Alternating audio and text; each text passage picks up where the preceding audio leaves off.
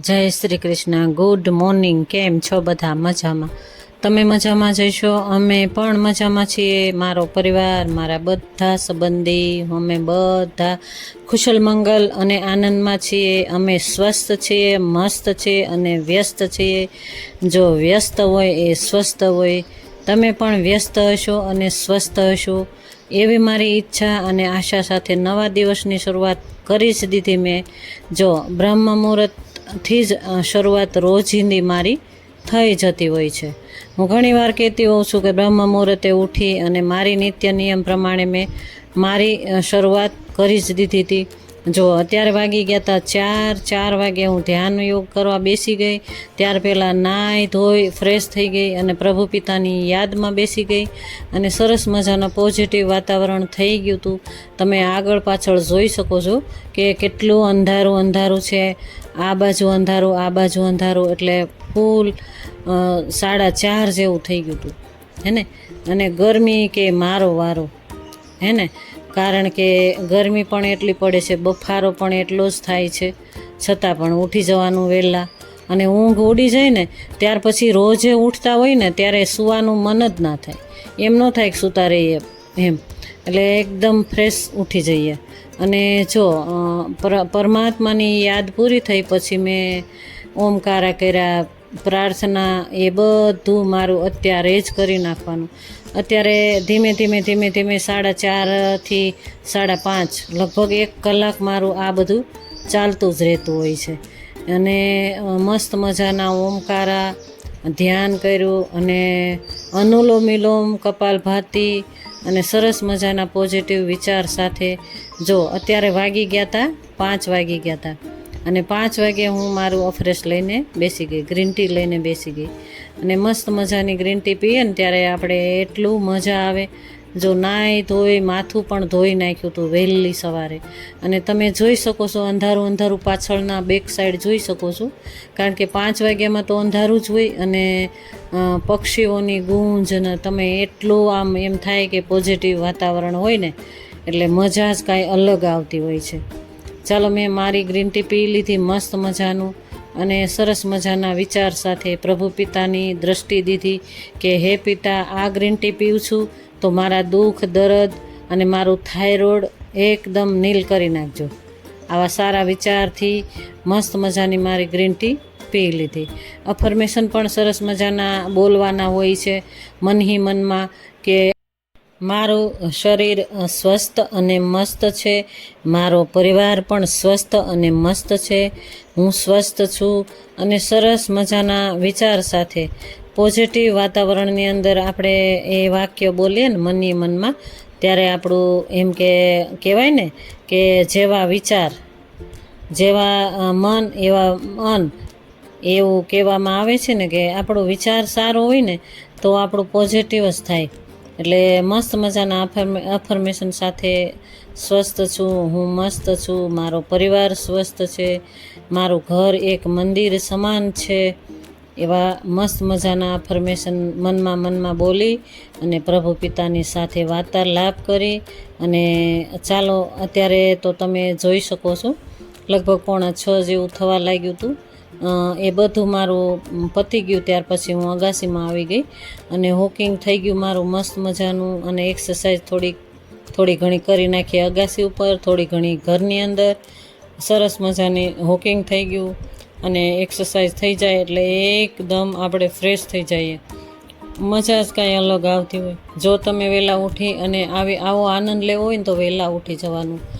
વહેલા ઉઠશો તો તમને તકલીફ પડશે થોડોક ટાઈમ, કે 4-5 દિવસ એવું જ લાગશે કે ભાઈ વહેલા ઉઠવાનું, ક્યાં વહેલા ઉઠવાનું, વહેલી તો નીંદર ઉડતી જ નથી. પરંતુ 2-3 દિવસ જ લાગશે, પછી તો એમ જ થાય કે આપણે સૂવું જ નથી, સૂવાનું મન જ ન થાય. જો મારી તો આદત પડી ગઈ છે, આદત પાડવી પડે. એટલા માટે આપણે આદત પડેલી ન હોય, આપણે આદત પાડવી પડે. શરૂઆતમાં તકલીફ તો ઘણી બધી પડતી હોય ઘણાયને. ચાલો, મસ્ત મજાની એક્સરસાઇઝ પૂરી થઈ ગઈ અને વોકિંગ કરતી જ રહી. તો એવામાં થયું કે વોકિંગ મારી પૂરી થઈ જાય ત્યાં તો સૂરજનારાયણ પણ દર્શન દેવા લાગ્યા. એવું લાગ્યું કે થોડું અંજવાળું વધવા લાગ્યું. અને સૂર્યનારાયણ દર્શન પૂરેપૂરા દઈ ત્યારે હું નમન કરીને પછી જ હું નીચે હોલમાં જઈશ એવો વિચાર આવ્યો.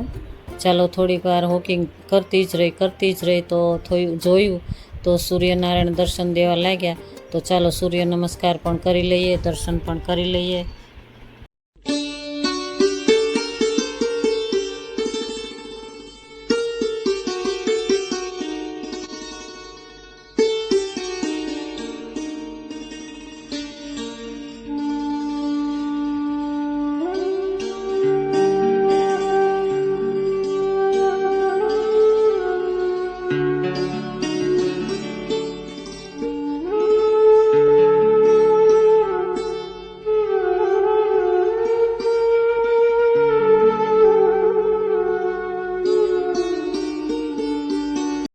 આવી ગયા ત્યારે કિચનમાં આવી અને ચા બનાવી નાખી અને ભાખરીની તૈયારી. ભાખરીમાં નાખી દીધું જીરું, આખું જીરું નાખી દીધું અને જીરા ભાખરી બનાવવાની છે એટલે લોટ બાંધી અને રાખી દીધું. અને આગળ જોયું એમ દીવાબત્તી પણ મસ્ત મજાના આવીને નાહી ધોઈ અને પાછી ફ્રેશ થઈ અને દીવાબત્તી કરી નાખ્યા. અને સરસ મજાની ભાખરી, મસાલા ભાખરી તો નથી, એમાં ખાલી જીરું, મીઠું અને તેલ નાખીને મોણ દઈને લોટ બાંધી નાખ્યો હતો. અને લોટ બાંધી અને પછી જ હું દીવાબત્તી કરવા જતી રહી. હે ને, લોટ બાંધીને રાખી દઈએ ને તો કોણ મસ્ત આવે. સરસ મજાની ભાખરી બનાવી નાખી, ચા બનાવી નાખી. ચાલો, મારે ચા તો નથી જ ખાવાની કારણ કે મને તબિયત પેલી છે એટલે હમણાં તો ભાત જ ખવાય છે એટલે આજે ભાખરી અને ગોળ ખાવાનું છે. એટલે રોટલી અને ભાખરી અને રોટલો ને એવું ક્યારેક ખાવું જોઈએ કારણ કે બહુ ખાલી ભાત ખાઈએ ને તો કમજોરી આવી જાય, કમજોર થઈ જાય. બરાબર ને? ચાલો આગળ જોઈશું. ટિફિન બનાવવાનું છે, શું બનાવશું એ વિચારીએ. તો વિચારું આજે મગ બનાવી નાખીએ. મગને બાજરીનો રોટલો લઈ જવાનો તો મારા હસબન્ડ વાડીએ જાય છે એટલા માટે નાસ્તો બાસ્તો કરીને જ જવાના છે. તો એના માટે ચા બનાવી દીધી 1 કપ અને હું ગોળ ને ભાખરી ખાવાની છું. અને પછી જ મારી દવા હું લેવાની છું. દવા લઈ ત્યાર પછી હું રૂટિનમાં લાગી જઈશ. ચાલો આગળ જોઈશું શું બનશે.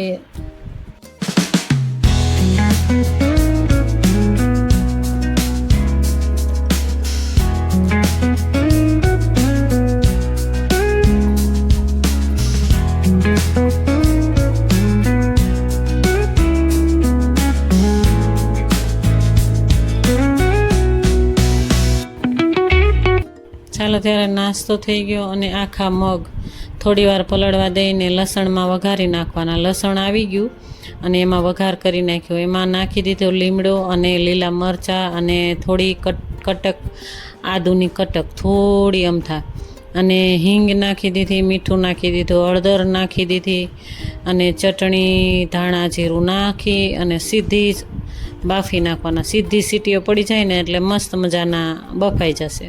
સીધા વઘાર કરી નાખ્યા. ક્યારેક સીધા વઘાર કરી નાખીએ ને તો એટલો સ્વાદિષ્ટ થાય મગ. અને જો ટિફિન પણ તૈયાર કરી નાખીએ. ચાલો ત્યારે આ સમયે મેં બાજરીનો રોટલો પણ કરી દીધો. એમને મારા હસબન્ડને બાજરીનો રોટલો લઈ જવાનો તો જો સીટીઓ પર સીટીઓ પડી અને મગ મસ્ત બની ગયા. ધાણા ભાજી નાખી દીધી, બાજરીનો રોટલો અને ટિફિનમાં હમણાં નાખી દઈશું અથાણું. ચાલો, જય શ્રી કૃષ્ણ. રાધે રાધે. જય શ્રી કૃષ્ણ.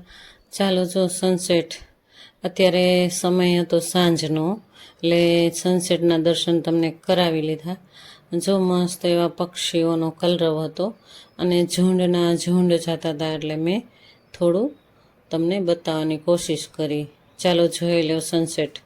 ચાલો, સૂર્યનારાયણ પણ આખો દિવસ આપણી સાથે રહી અને પોતાના ઘરે જતા રહેશે. અને સિદ્ધેશ્વર મહાદેવ આવ્યા ત્યારે ત્યાં આગળ તો મને થયું સોમવાર છે તો ચાલો દર્શન કરાવી જ નાખીએ. તમને બધા યુટ્યુબ ફેમિલીને હું દર્શન કરાવી જ લઉં. ચાલો દર્શન કરી લો બધા સિદ્ધેશ્વર મહાદેવનું મંદિર છે તો તમે દર્શન પણ કરી લો. ચાલો ઘર તરફ નીકળી ગયા અને જોયું તો શું બનાવશું. તો બટેટાનું કુકર ચડાવી દીધું. ટમેટાં અને મરચાં, આદું સરસ મજાના ઝીણા સમારી લીધા અને સૌથી પહેલાં તો ભૂંગળા તળી નાખવાના. તો જો આ તેલ છે ને એ થોડું થોડું મૂકીએ અમે, એટલે તેલનો બગાડ પણ ન થાય અને આ તેલ પાછું વાપરી શકાય. અને જો આ સ્ટોરેજ કરો એટલે આ તેલ ન વાપરી શકાય. એટલે ભૂંગળા થોડા છાતળી લેવાના, જોવાનું કે કાંઈ છે નહીં ને તેલમાં. જો તેલ સારું હોય તો વાંધો ના આવે, પણ કચરો હોય તો ગાળી અને આનું આ તેલ તરત જ વઘારમાં લઈ શકાય. અને જો ભૂંગળા મસ્ત એવા તળી નાખ્યા મેં અને વઘાર મૂકી દીધું. રાઈ, જીરું, હિંગ અને સરસ મજાના જો આમાં કેરીની કટકી પણ મેં સંભાળી હતી, એ બોલવાનું રહી ગયું. લીમડો, કેરીની કટકી અને આદુ મરચાં અને મીઠું નાખી દીધું. ખૂબ સરસ એવા સતળવા દેવાના ટમેટાં અને સરસ મજાના સતળાઈ જાય અને સરસ મજાની ગ્રેવી થઈ જાય એટલે હળદર નાખી દેવાની. હળદર એકદમ ચડી જાય, એકદમ સરસ સ્મેલ બેસી જાય, ત્યાર પછી જ મસાલો કરવાનો.